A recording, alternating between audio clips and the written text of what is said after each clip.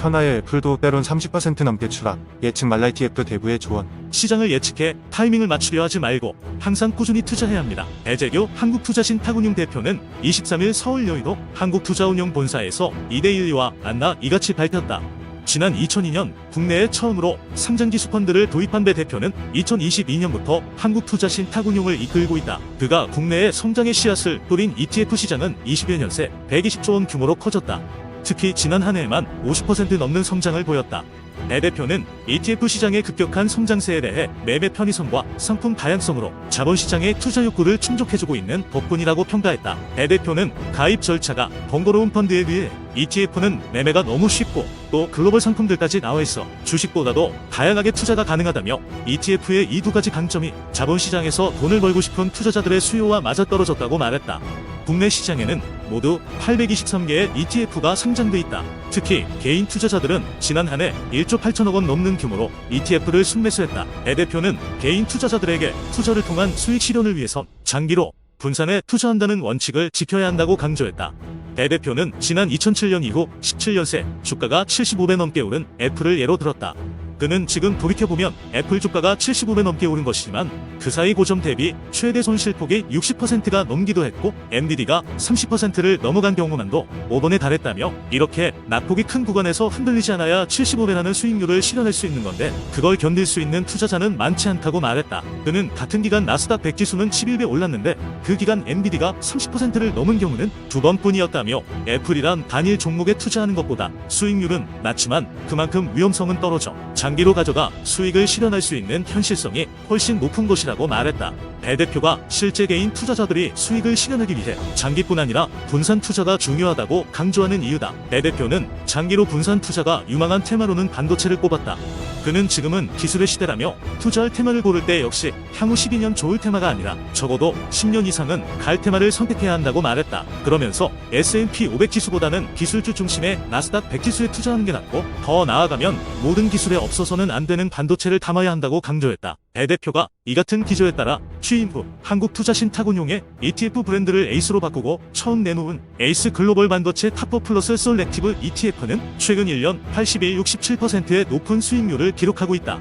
순자산 총액은 1,200억 원을 넘어섰다. 이에 한국투자신탁운용의 ETF 시장 내 점유율도 빠르게 올라가고 있다. 한투운용의 ETF 순자산은 지난해 연초 2조 9,088억 원에서 연말 5조 9,179억 원으로 2배 넘게 증가했고 올 들어선 6조 원을 넘어섰다. ETF 시장 점유율은 57%로 점유율 3위인 KB자산운용과의 격차도 3%포인트 내로 좁혀졌다. 배 대표는 올해 자산 배분 상품인 타깃데이트 펀드에 주력해 한국투자신탁운용의 경쟁력을 더욱 키워나간다는 계획이다. 배 대표는 지난 2022년 ETF에 집중하는 TDF인 한국투자티 DFR서 ETF 포커스 시리즈를 내놨다. 이 펀드 시리즈의 지난해 연평균 수익률은 20-42%로 국내 TDF의 연평균 수익률을 크게 웃돌며 수익률 1위를 기록했다.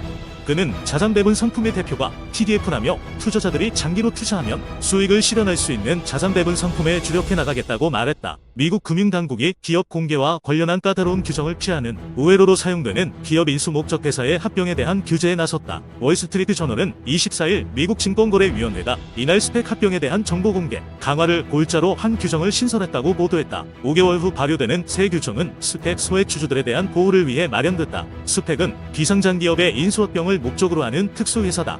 공모로 신주를 발행해 투자자금을 모은 뒤 합병할 비상장 우량 기업을 물색한다. 일반 투자자들 입장에선 스펙 주식을 통해 기업 인수에 참여하게 되고 피인수 기업으로서는 복잡한 규정을 피해 증시에 상장하는 효과가 있다. 미국에선 지난 2020년과 2021년 860개의 스펙이 모두 2,460억 달러라는 천문학적인 자금을 조달할 정도로 인기를 끌었다. 문제는 당초 투자자들에게 선전한 것처럼 성공적인 합병 결과를 도출한 스펙이 드물었다는 것이다. 2021년 이후 합병이 완료된 401개의 스펙 가운데 합병 계획 발표 때보다 주가가 오른 스펙은 27개에 불과했다. 세크는 이 같은 상황이 발생한 원인은 스펙이 기업 합병에 대해 충분한 정보를 투자자들에게 제공하지 않았기 때문이라는 입장이다. 합병에 대해 장밋빛 전망을 퍼뜨리면서 주가를 올리지만 실제로는 근거가 부족한 경우가 적지 않다는 것이다. 이에 따라 세크는 엄격한 기준에 따라 정보를 공개해야 하는 IPO 수준으로 스펙 합병의 정보 공개 규정을 강화하기로 했다. 특히 세크는 스펙이 헤지펀드나 유명인 등 초기 투자자들에게 할인된 가격에 신주를 제공하는 관행에 대해서도 손을 댔다. 새 규정에 따르면 스펙은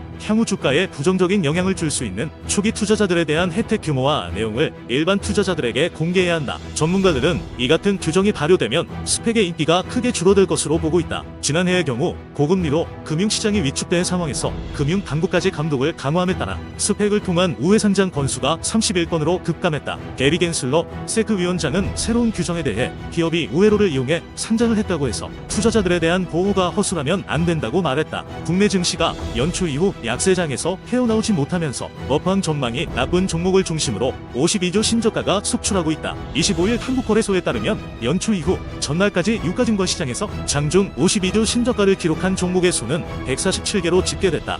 같은 기간 52조 신고가를 기록한 종목 수와 비교할 때 약 3배가량 많은 수준이다. 특히 2차전지, 대형주 중심으로 52조 신저가 종목이 무더기로 발생했다. LG에너지솔루션을 비롯해 LG화학, SK온을 자회사로 둔 SK이노베이션, 삼성 SDI 등이 대표적인 사례다. 최근 2차전지는 주요 셀 소재 기업들의 지난해 4분기 실적 부진에 더해 배터리 광물 가격 하락 전망과 도널드 트럼프 전 미국 대통령의 재선 가능성을 염두에 둔 미국발 정책 변동, 불확실성 등이 대두해 업황 전망이 크게 악화했다. 특히 테슬라가 연초부터 중국 독일 시장에서 가격 인하를 이어가며 전기차 수요 둔화에 대한 우려를 자극했다. 지난해 연말 태움건설 워크아웃을 계기로 부동산 프로젝트 파이낸싱 리스크가 부각된 건설주 가운데서도 52주 신저가가 속출했다. 특히 신용평가 업계와 증권가에서 상대적으로 재무적 부담이 크다고 평가받은 동부건설, 신세계건설, 코오롱 글로벌을 비롯해 현대건설, 남권투건, 범양건영, 일성건설 등 건설주 다수가 연초 이후 52주 신저가를 새로 갈아치웠다. 또 롯데정비와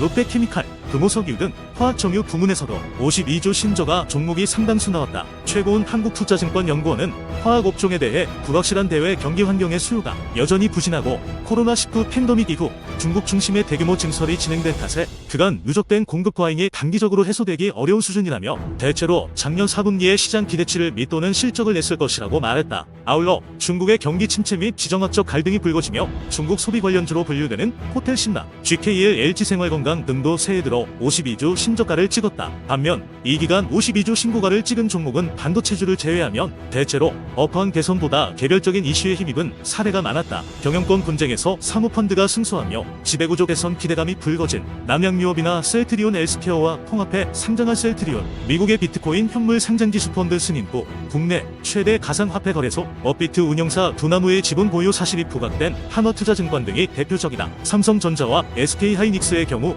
반도체 수요 개선 기대감에 힘입어 각각 지난 2일과 22일 장중 52조 신고가를 새로 썼다. 한편 코스피는 올해 들어 첫 거래일인 지난 2일과 15, 18, 19, 23일 등 총 5거래일을 제외하고는 모두 직전 거래일 대비 하락 마감하며 약세장을 지속 중이다.